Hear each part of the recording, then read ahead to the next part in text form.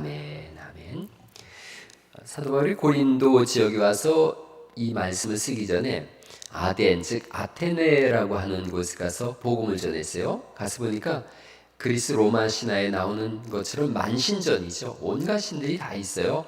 뭐 이런 신 저런 신 다 섬기다가 혹시 빼먹은 신이 있어서 우리를 괴롭게 하면 안 되니까 알지 못하는 신에게라고 하는 그런 제단까지 만들어 놓고 우상을 숭배하는 거예요. 거기서 사도 바울이 설교합니다. 아레오바구라고 하는 곳인데 너희가 알지 못하는 신을 내가 알게 하겠다. 그러고서 이제 복음을 전했더니 사람들이 또 다른 신이 있나 보다라고 귀를 기울이다가 보니까 뭐 하나님 외에는 다른 신이 없다 그러고 하니까 네가 말쟁이가 우리 가운데 왔네. 그러고 복음이 하나도 전해지질 않았어요. 그러니까 아테네에서 복음 전투에 실패했어요. 위축되어졌어요. 그리고 고린도로 온 거예요. 그래서 2장 3절 말씀에 써 있는 거예요. 내가 너희 가운데 거할 때에 약하고 두려워하고 심히 떨었노라.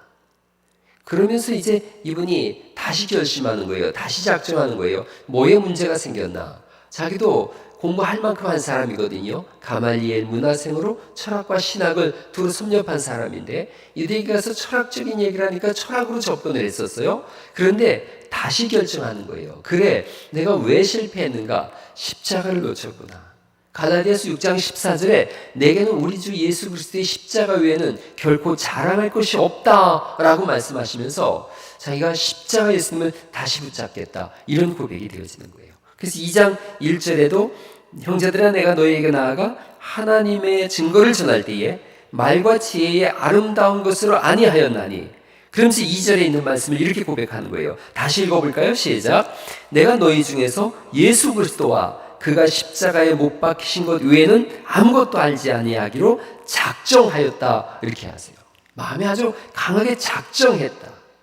십자가가 왜 자랑이 되어지고 왜 십자가만 알기로 작정하느냐 하면 골로새서 1장 20절에 있는 말씀을 읽어드릴게요. 그의 십자가의 피로 화평을 이루사 만물 곧 땅에 있는 것들이나 하늘에 있는 것들을 그로 말미암아 하나님과 화목해 되기를 기뻐하셨다. 그러니까 하나님이 우리와 화목할 수 있는 유일한 길이 있는데 그게 십자가였다는 거죠. 십자가를 통해서 주시는 메시지가 있어요. 왜 예수님께서 십자가를 지셨는가라는 거예요. 아시다시피 우리가 죄인이라는 것에서부터 시작되어져요. 로마서 3장 23절이죠. 모든 사람이 죄를 범하였음에 하나님의 영광에 이르지 못했다. 하나님 나라에 갈 수 없다는 것이고 하나님과 우리 사이에 담이 막혀졌고 평화가 깨지고 전쟁이 일어났다는 거죠. 죄 때문이다라고 성경이 말씀하세요. 죄라고 하는 말씀이 헬라어로는 하마르타노라고 하는 동사를 썼어요. 히브리어는 하타라는 말인데 이거 뭐 복잡한 것 같지만 이런 겁니다. 관역을 쏘는데 일부러 안 맞추는 거예요. 일부러 관역에서 실수로 못 맞추는 게 아니라 실력이 없어서 못 맞추는 게 아니라 일부러 맞추지 않는다, 이런 개념을 하고 있어요. 잘못된 표적을 향해서 쏘기도 하고 일부러 맞추지 않는 거예요. 고의로 잘못된 길을 내가 택하는 것, 그걸 죄라고 말씀하고 있어요. 그러니까 선악과를 따먹은 아담과 하와, 그 실수로 따먹은 게 아니라는 거죠. 순종하기를 포기한 의지적 행동, 그게 선악과를 따먹은 거예요. 죄라는 게 뭐냐? 하나님 앞에 나아가기를 거절하고 내가 신이 되거나 또 다른 하나님을 섬기기 위해서 진짜 하나님을 떠나가는 거죠. 그 죄는 하나님과의 관계 속에서 철저히 이해가 되어져요. 하나님이 없는 마음, 하나님을 떠난 마음, 내가 주인 된 마음, 나 중심으로 살기로 작정한 마음, 그걸 죄라고 말씀하는 거예요. 그 죄가 그렇게 우리 속에서 자리 잡게 되어지면 그 다음부터는 감기가 걸리면 기침이 나오듯이 죄의 열매들이 나오기 시작하죠. 로마서 1장 30절 말씀부터 보면 죄가 쫙 나열되어져요. 비방하는 자, 하나님을 미워하는 자, 능욕하는 자, 교만한 자, 자랑하는 자, 악을 도모하는 자, 부모를 거역하는 자. 갈라디아서 5장 20절에도 죄가 나열되어져요. 우상 숭배, 술수와 원수 맺는 것, 분쟁, 시기, 분냄, 당짓는 것, 불리함, 이단. 골로새 3장 5절에는 음란, 부정, 사욕, 악한 정욕, 탐심, 우상 숭배 쭉 써 있어요. 그러니까 성경이 우리의 죄에 대해서 현재적으로 너희가 어떤 죄를 졌는지를 적어놓고 있고, 죄의 결과가 그럼 뭐냐? 죄의 현상이 이렇다면 죄의 결과는 죽음인데, 죽음이라는 건 하나님과의 분리라는 거죠. 이사야서 59장 1절에서 5절에 있는 말씀입니다. 하나님의 손이 짧아서 우리를 구원하지 못함도 아니라는 거예요.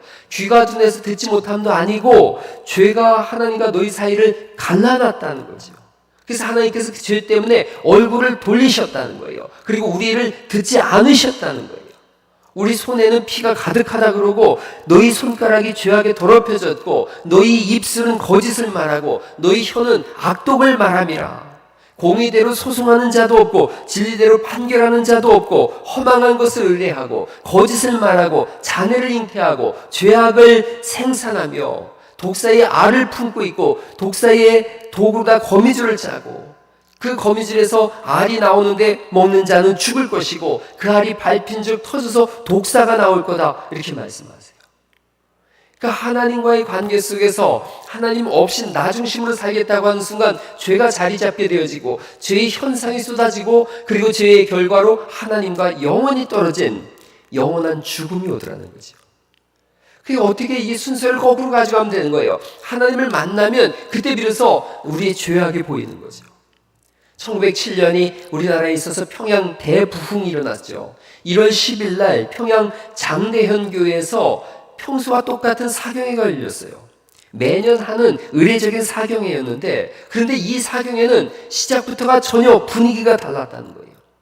정익노 장로님이 이런 고백을 했어요. 전에 경험하지 못한 죄에 대한 굉장한 두려움이 나를 엄습하였습니다. 어떻게 하면 이 죄를 밀어버릴 수 있고 자유할 수 있을까? 나는 몹시 번민하였습니다. 어떤 사람은 마음이 너무나 괴로워서 예배당 밖으로 뛰어나갔습니다. 그러나 전보다 더 극심한 근심에 쌓인 얼굴과 죽음에 떠는 듯한 얼굴로 예배당으로 돌아와서 하나님 나는 어떻게 하면 좋겠습니까? 라고 울부짖었습니다. 우리는 회개할 것 외에는 달리 도리가 없었습니다. 이 집회 내내 사람들 사이에 갈등하던 갈등들을 다 쏟아놓고 회개하고 기도하기 시작했다 그래요.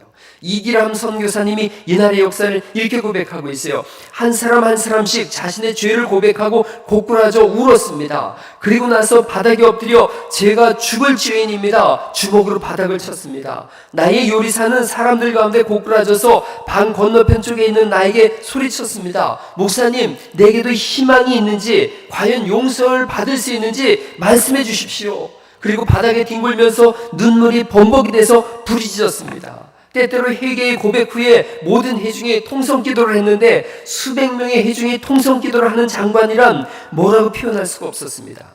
다시 회개의 고백을 한 후에 그들은 참을 수 없는 울음을 터뜨렸고 우리는 모두 함께 울고 또 울었습니다. 그 모임과 기도와 고백은 눈물로 새벽 2시까지 계속되어졌습니다. 예수님을 만나자 현상이 보인 거예요. 내 속에 죄가 가득하구나. 걸음마다 자옥마다 다 죄뿐입니다라는 찬송을 부를 수밖에 없는 그런 죄인인 것을 보게 된 거죠.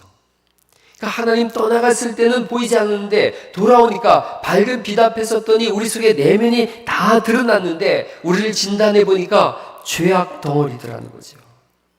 그 교회 나왔을 때 제일 급선무가 뭔가? 찬양을 하고 헌금을 하고 헌신을 하는 것도 중요하지만 가장 중요한 것은 예수를 믿고 죄의 문제를 해결해야 되는 것인 줄 믿으시기 바랍니다. 이 문제가 해결되지 않으면 시한폭탄 같은 인생을 사는 거예요.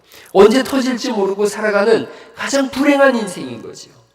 성경이 우리에게 물어보는 거예요. 죄 문제가 해결됐는가? 진짜로 예수님을 영접한 경험이 있는가? 오늘 밤에 예수님 재림한다면 하나님 나라에 들어갈 그런 확실한 믿음이 있는가? 구약에는 죄의 문제를 해결할 수 있는 자세한 방법이 레위기에서 기록되어져 있어요. 저희가 레위기를 한번 봤죠. 여호와께서 해막에서 모세를 불러서 말씀하시는 거예요. 너희가 죄의 문제를 이렇게 해결해라. 양이나 소를 갖다가 놓고 번제물에다가 안수해라. 그러면 그 죄가 그쪽으로 넘어가게 될 거다. 그럼 그 번제물을 어떻게 할까요? 번제물에 가죽을 벗겨라. 그리고 살을 전부 저면서 각을 떼어라. 그리고 피를 다 쏟아낸 다음에 나머지는 다 불태워라. 이렇게 말씀하세요. 가난해서 소를 준비하지 못하는데요. 그러면 새를 준비해라. 새를 한 마리 준비해서 머리를 비틀어서 뜯어내라. 그리고 날개 축지를 다 떼어내서 불에 태워라. 이게 죄의 처리 방법이에요. 이를 만약에 죄가 처리되지 않는다면, 이렇게 짐승을 통해서 처리되지 않는다면 그러한 삶이 지옥에서 우리를 기다리고 있을 거라는 거죠. 죄에 대한 하나님의 진노가 뭐냐면 짐승의 가죽을 벗기고 살을 다 저미고 뼈를 발라내고 피를 다 쏟고 불태워 죽일 정도의 하나님의 진노하심이 이 죄라는 거죠. 새 머리를 비틀어서 뜯어버릴 정도로 하나님은 죄에 대해서 분노하신다는 거죠. 그 죄의 문제가 해결되지 않은 사람이 지옥에서 당할 형벌이 뭐냐? 이런 건 거예요. 예수님께서 마가복음 9장 48절 이하의 말씀에 거기는 구더기도 죽지 않고 불도 꺼지지 않는다. 사람마다 불로서 소금 치듯함을 받으리라. 공동번역을 보면 거기에는 구더기들이 파먹는다는 거예요. 죽지 않은 구더기가 파먹고 꺼지지 않는 불도 있다. 죄를 해결하기 위해서 수없이 많은 사람들이 노력이 있었어요. 어떻게 죄를 해결할까? 선행을 하자. 구제를 하자. 어떤 종교를 만들어 보자. 그러다가도 나중에는 포기하고 아무것도 없을 거야. 죽으면 다 사라지고 없지 뭐. 근데 하나님이 살아계시듯이 죄도 시퍼렇게 살아있더라는 거죠.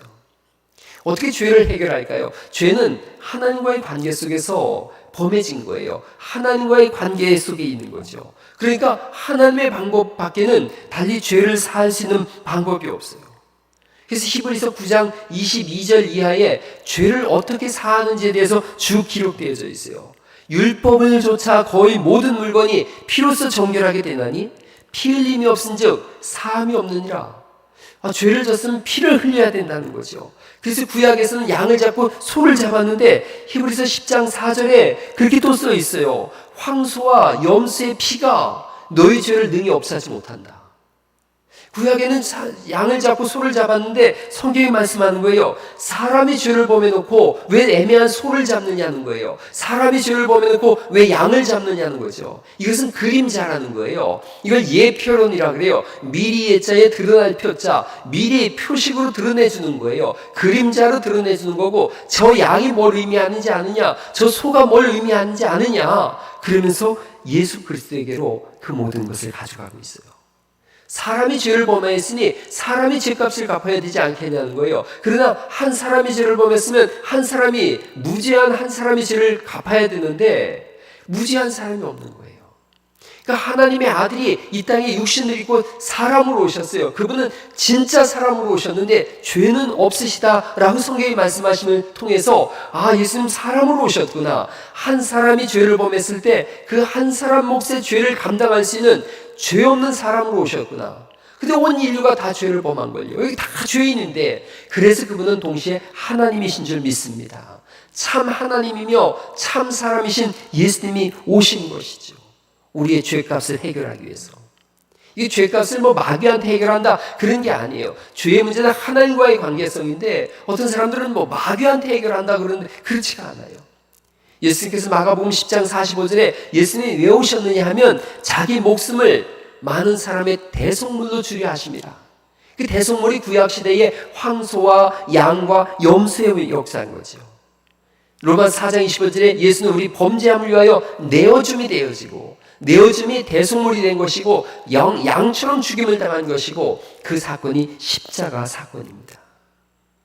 양을 죽이듯이 예수님은 우리의 죄를 대신 짊어지셨어요. 양이 죽듯이 대신 십자가에 매달리신 것이죠. 우리가 고난주간을 지냈는데 그 사건인 거예요. 예수님께서 내 죄를 대신 짊어지시고 십자가에 죽으시는구나. 양의 머리를 끊듯이 십자가에 매달린 그분의 머리에는 가시관을 씌우고 양의 네 발을 다 끊듯이 네 곳에 다 흰 못을 대못을 받고요. 모든 피를 다 쏟아내듯이 양의 피를 다 쏟듯이 예수님의 심장이 관통당해져서 온몸의 피가 다 흘리셨죠. 죄 없으신 예수님께서 우리의 죄를 대신 짊어지신 거예요. 그 십자가 사건이에요.